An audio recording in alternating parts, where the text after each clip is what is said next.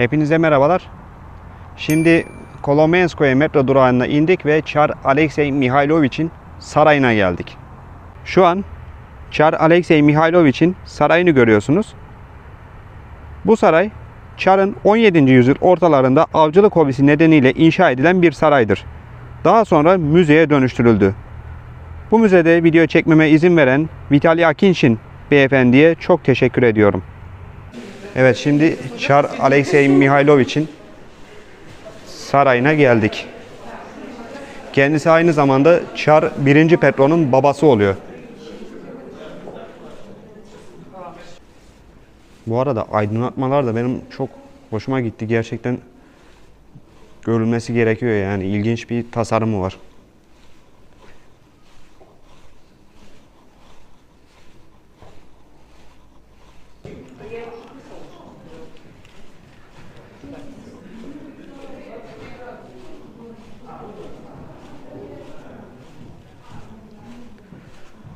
Şu an kapıdan içeri girdiğimizde bizi Çar'ın yemek odası karşılıyor.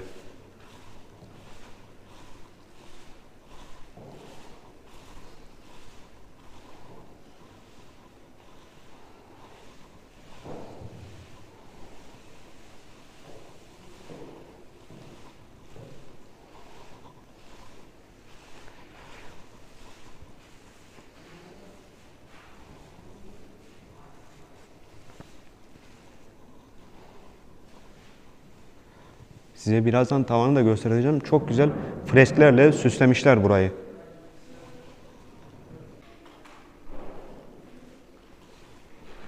Tavanı şöyle bir göstereyim. Güzel güzel freskler var.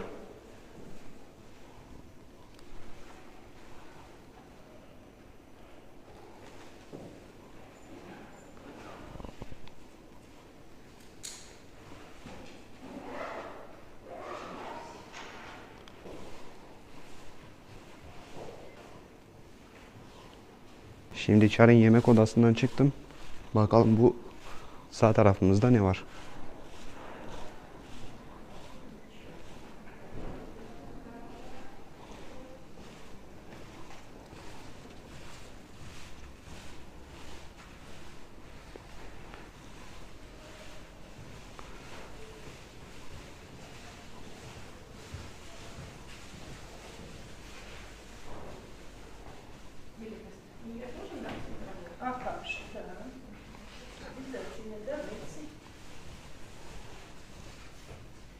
Şimdi bakalım karşıda ne var? Karşıya geçeceğiz.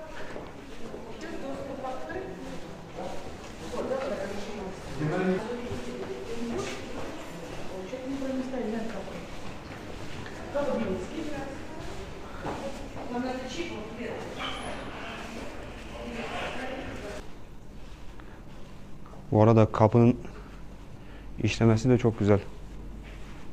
İnce işçilik. Şu kapıya bir bakar mısınız? Burası Çar'ın kendisine getirilen hediyeleri kabul ettiği oda.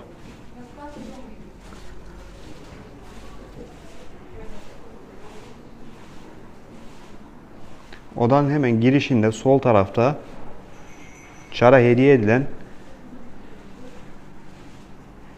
bir adet silahı, daha doğrusu tüfeği ve zıpkını görüyorsunuz.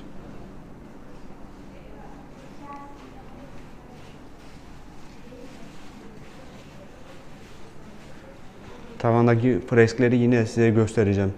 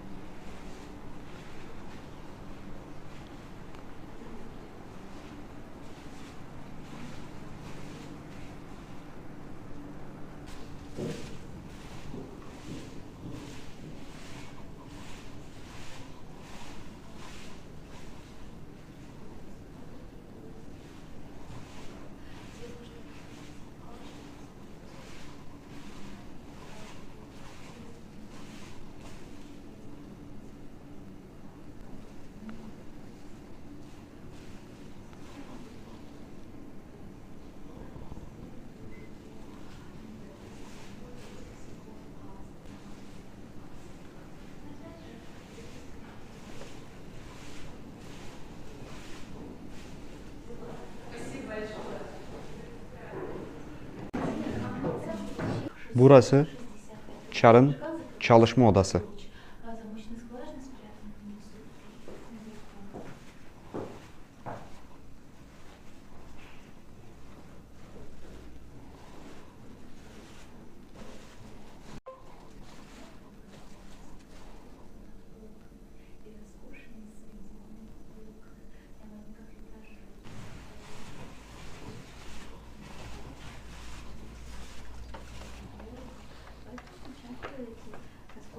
Burası da Çar'ın yatağı.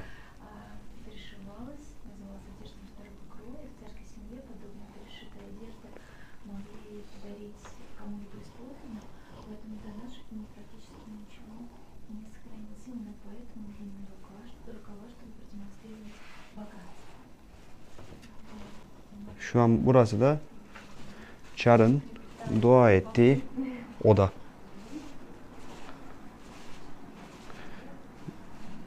Bu arada buraya galoşla girmeniz gerekiyor. Bunu da belirtmiş olayım.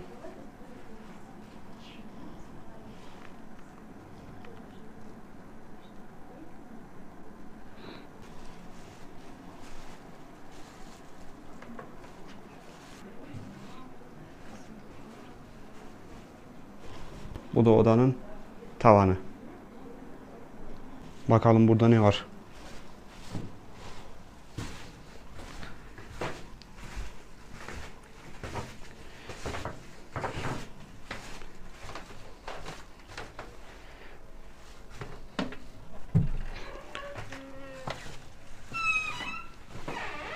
Şimdi burada da belirli knezlerin fotoğrafını görüyorsunuz.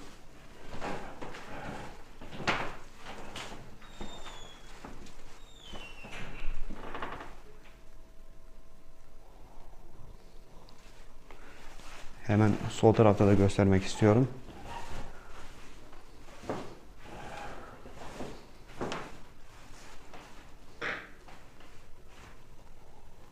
Bu Çar 1. Petro'nun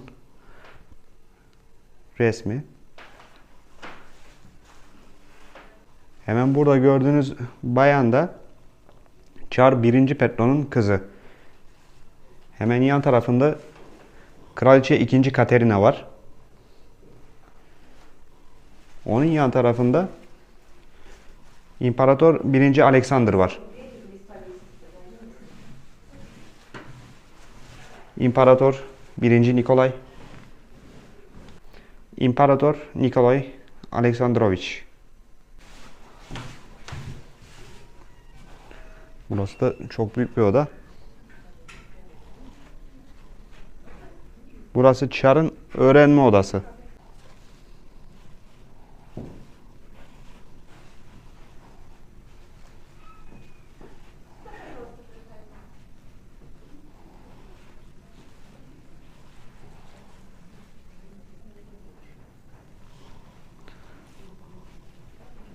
Hemen arka tarafa döndüğümüzde de burada kılıçların olduğunu görüyoruz.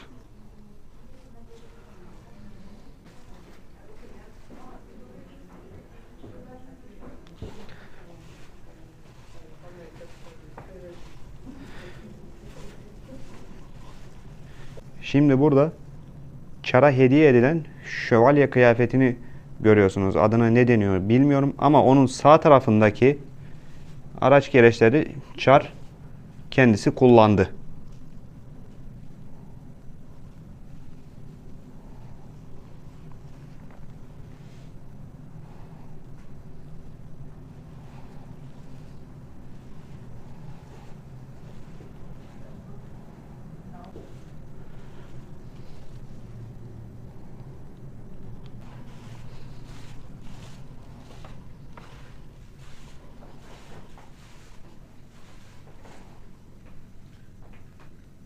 Burası da Çar'ın dolabının, kitaplarının, masasının, sandalyesinin olduğu bir bölüm.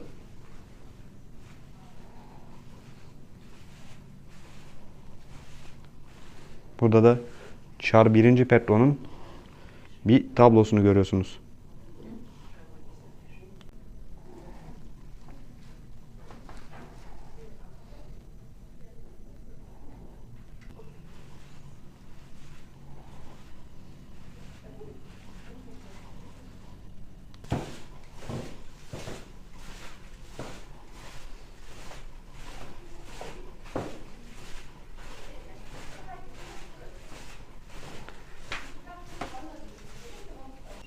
Şimdi burada Çar Alexey Mihailovich'in savaşta kullandığı zırhı ve kalkanı görüyorsunuz.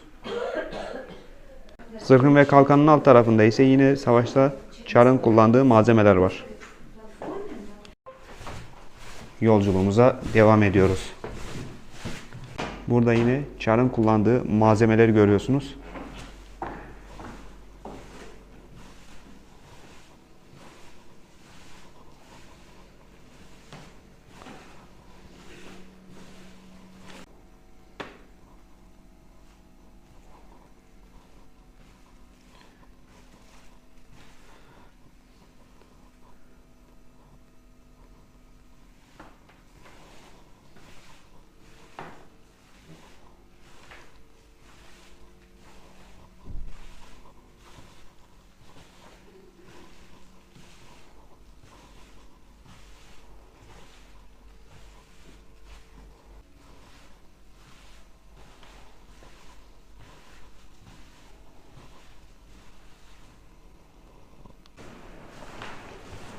Evet, devam ediyoruz. Şimdi burada Çariçe'nin ve onun çocuklarının odasını görüyorsunuz. Çariçe, kraliçe anlamına geliyor.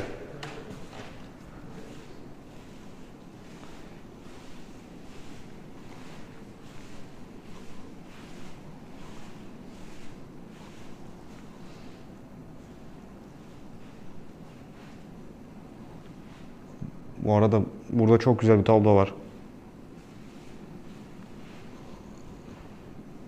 Şimdi size yine birazdan tavandaki freskleri de göstereceğim. Freskler gerçekten çok güzel.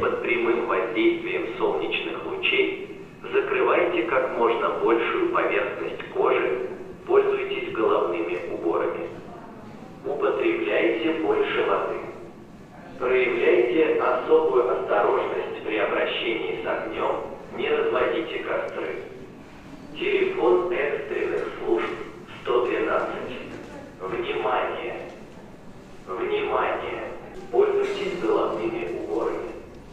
Употребляйте больше воды. Проявляйте особую осторожность при обращении с огнем, не разводите костры. Телефон экстренных служб 112. Внимание! Внимание!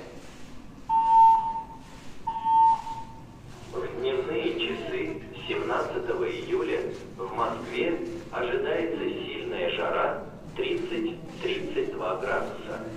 Находясь под прямым воздействием солнечных лучей, закрывайте как можно большую поверхность кожи, пользуйтесь головными уборами. Употребляйте больше воды. Проявляйте особую осторожность при обращении с огнем.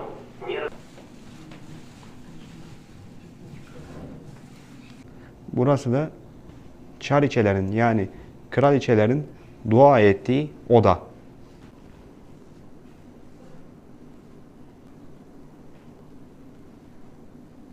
Şimdi buradan devam edelim bakalım.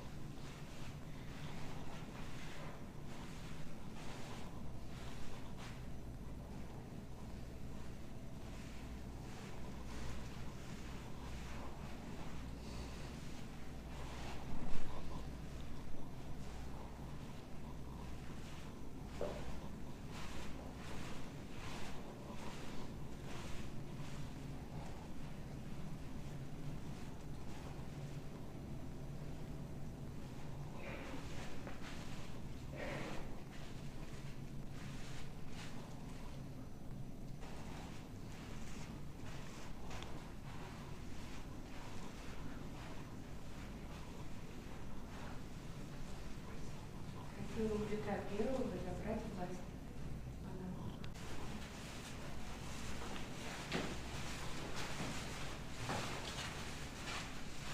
Şimdi burada Çar 1. Petro'nun kızının müzik odasını görüyorsunuz.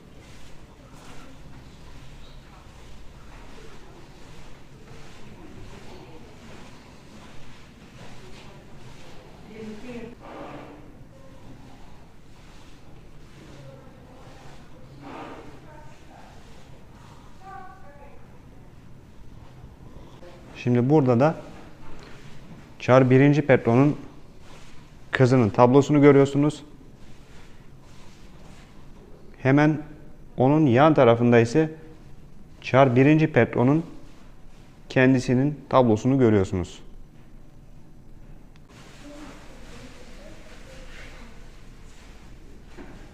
Ve artık müzeyi terk etme vaktimiz geldi.